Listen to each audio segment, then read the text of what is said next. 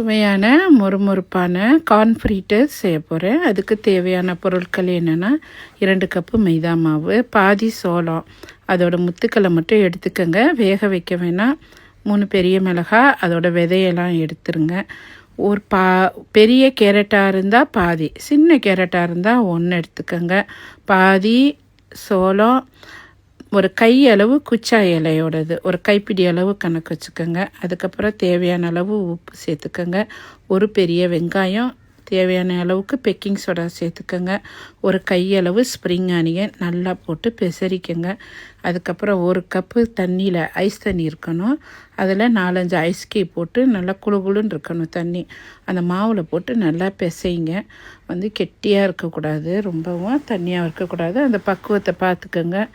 ஓகேயா? அதுக்கப்புறம் திரும்ப நான் கொஞ்சம் கெட்டியாக இருக்கிறதுனால பாதி கப்பு மைதா மாவு சேர்த்து கொஞ்சம் ஐஸ் தண்ணி ஊற்றி நல்லா பெசரிக்கிறேன். அதுக்கப்புறம் ஒரு 4 கை நம்ம 4 விரல் உள்ளங்கை அளவுக்கு மாவு எடுத்து ஒரு கரண்டியில், அகலமான கரண்டியில் எண்ணெயில் விட்டு பொரிச்செடுங்க. அடுப்போட தீ குறைவாக வச்சுக்கோங்க. அப்போ தான் ஸ்லோவாக வேகும். உள்ளுக்குள்ளார மேலே நல்லா மொறுமொறுப்பாக இருக்கும். மேல் பக்கம் எடுத்து சாப்பிடுங்க. ரொம்ப டேஸ்ட்டாக இருக்கும். இதுக்கு முக்கியமாக ஒரு தேவையான சாஸ் செய்கிறேன். அதையும் நீங்கள் பாருங்கள், ட்ரை பண்ணி பாருங்கள். ரொம்ப ரொம்ப டேஸ்ட்டாக இருக்கும், உரைக்காது. இது 3 பெரிய மிளகாய், 3 சின்ன மிளகாய் எடுத்துக்கோங்க. 1 கப் தண்ணி ஊற்றி அரைச்சிட்டு திருப்பி 1 கப்பு மிக்சியை கழுவி அடுப்பில் ஊற்றி கொதிக்க விடுங்க. ரொம்ப கொதிக்க வேணாம், நெருப்பு குறைவாக இருக்கணும். ஓகேயா? அதுக்கப்புறம் 2 table spoon fish oil, 2 table spoon vinegar, 1 table spoon சர்க்கரை மீன் ஜீனி, ஒரு டேபிள் ஸ்பூன் சோள மாவு. அதை கொஞ்சம் தண்ணியில் கரைச்சிக்கோங்க. அதுக்கப்புறம் தேவையான அளவு உப்பு போட்டுக்கோங்க. ஓகே, நல்லா கொதிக்க விடுங்க. கட்டிப்படாத அளவுக்கு இருக்கணும்.